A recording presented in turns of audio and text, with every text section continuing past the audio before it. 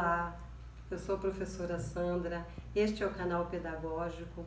Eu falo para educadores de forma geral, falo para você que é estudante da área de educação. Eu falei no vídeo anterior que a gente ia discutir um pouco sobre a Base Nacional Comum, iria falar sobre a contextualização dos conteúdos. E disse também, de forma até enfática, que quando nós contextualizamos adequadamente os nossos conteúdos, a tendência de se diminuir a indisciplina, porque a gente vai conseguir gerar um interesse no aluno pelo nosso tema, é muito grande. Eu falei, repito, porque eu falo isso com conhecimento de causa. Eu já dei aula em todos os níveis de ensino, desde a pré-escola até a pós-graduação. E a contextualização em nossas aulas, ela faz uma diferença, ela motiva o aluno, traz o aluno ao interesse por aquilo que a gente está falando para eles. Então vamos lá. O que é, afinal, contextualizar? Contextualizar nada mais é do que você criar um cenário no tempo ou no espaço daquele conhecimento que você está trazendo para o aluno. Bem, Sandra, então traduz. O que quer dizer isso? Isso quer dizer que você tem que fazer uma vinculação daquele conhecimento lá na sua origem com a nossa atualidade. Normalmente, é bom que você comece pela atualidade. Deixa eu dar um exemplo para vocês. Meio ambiente, a economia de água. Então, nós vamos falar do nosso conteúdo, da importância dele e tal, e a gente vai falar para o aluno, será que sempre foi assim?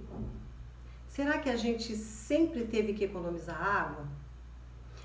Quando você faz isso, você já está problematizando na cabeça do aluno, já está trazendo para ele uma questão para ele refletir. Então vamos lá no começo, né, lá nos primórdios, aí você vê um recorte do tempo aí que seja interessante. Eles sempre economizaram água? Não.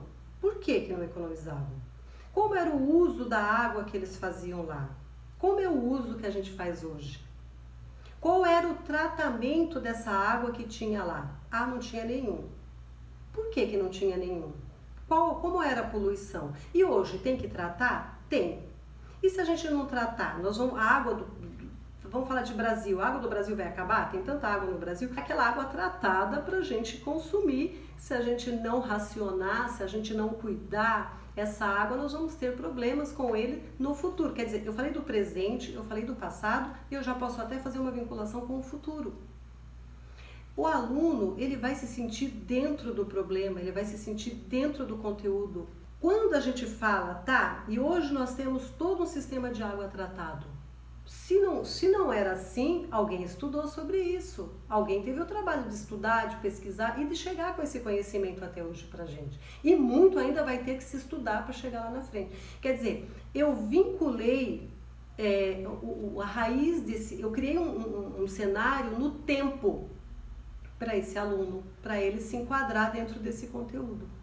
Vamos citar agora um exemplo do espaço. Um assunto que os alunos gostam bastante, que a gente falar, o uso da internet. Como é o uso da internet no Brasil? É liberado? Todo mundo faz uso como bem entende? De certa forma, nós não temos censura nenhuma. Existem os crimes na internet, que é outra coisa. Agora, não se tem censura praticamente. A gente fala do governo, a gente fala dos amigos, a gente fala de artista, a gente posta o que a gente quer, se a gente quiser postar foto da nossa casa, do nosso trabalho, enfim, a gente tem liberdade. Em todos os lugares do mundo é assim? Não. Se a gente pensar no Irã, em Cuba, como que é lá? Lá tem essa liberdade? Lá tem censura? Ou teve algum tempo? Foi pior? Por quê? Por que lá tem? Qual é a situação do país lá? Como é a política lá? Como que é a cultura deles lá? Isso vai criar um interesse para eles. Ele vai dizer, nossa professora, mas em Cuba é assim? É. E no Irã também é assim? E quais países mais, professora? E você vai ver como isso vai trazer um interesse deles. Agora, o que a gente tem que tomar muito cuidado é não se deixar ir pela história e esquecer do nosso conteúdo. Então a gente tem que ir, fazer toda essa vinculação com o aluno e voltar para aquilo que a gente quer realmente que ele construa. A gente costuma dizer que a gente tem uma síntese, análise e outra síntese de conhecimento. Então eu tenho uma determinada ideia sobre alguma coisa. E aí, com a aula do professor, eu vou ter uma nova ideia sobre aquilo.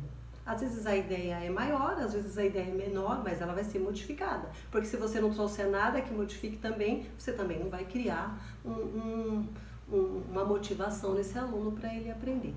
Falando do estudo da água, né? Então, quando você fala desses estudos, você vai estar vinculando teoria e prática. E você vai estar fazendo uma história no tempo. Quando você fala da internet lá em outros países, você está fazendo criando um cenário, está contextualizando no espaço. E assim sucessivamente. Tem conteúdos que você tem que contextualizar no tempo, outros você tem que contextualizar no espaço, alguns dá para você contextualizar nos dois, mas você não pode deixar de trazer o teu conhecimento novo que você vai dar para eles, você não pode se perder na história e deixar o conteúdo sem ser dado. A contextualização, durante muitos anos, ela foi uma ferramenta característica das ciências humanas, porque era mais fácil você contextualizar nas ciências humanas do que em matemática. Hoje não, hoje todas as áreas trabalham com contextualização. Tem dois autores que eu gosto muito, que é o Maioli e o Spinelli, quem quiser dar uma olhada, que falam de contextualização e eles são da área de matemática. E eles falam que a contextualização ela é um princípio pedagógico. O que é um princípio pedagógico? É aquilo que não pode faltar. E eles falam que a contextualização ela é potencialmente capaz de estimular a aprendizagem, a construção da aprendizagem pelo aluno. Potencialmente capaz de estimular. Mas eles também trazem para nós a responsabilidade. Eles falam que isso acontece a partir do conhecimento do professor.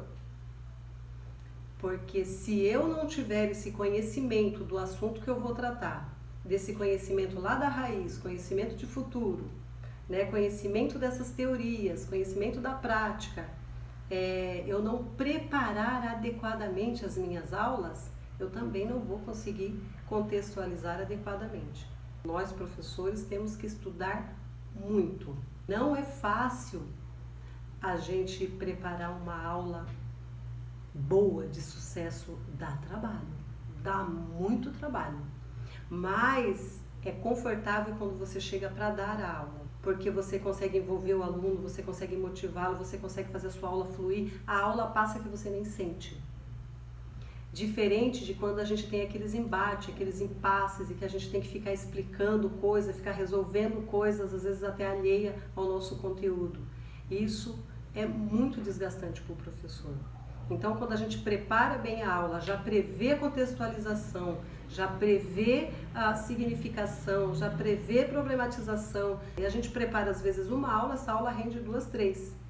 Porque aí a gente já vai avançando com o nosso conteúdo mais e mais, além daquilo que a gente já tinha até preparado, porque a turma vai acompanhando. Então, gente, é isso. Contextualizar é a gente criar um cenário no tempo ou no espaço, vinculando a realidade atual à raiz daquele conhecimento e até já fazendo uma ponte lá com o que possa vir a acontecer. O aluno consegue vincular teoria e prática, ele consegue se interessar pelos temas, ele consegue criar uma reflexão, ele consegue ver fundamento na tua aula, ver motivo, saber por que ele tem que aprender aquilo. Então, é como se ele valorizasse aquele conteúdo que está sendo passado para ele. Então a gente vai ter outros temas, no nosso próximo vídeo a gente vai falar sobre significação de conteúdos, que não é a mesma coisa, são coisas bastante complementares, mas são diferentes. E a gente vai falar como colocar os dois na nossa aula, tá bom?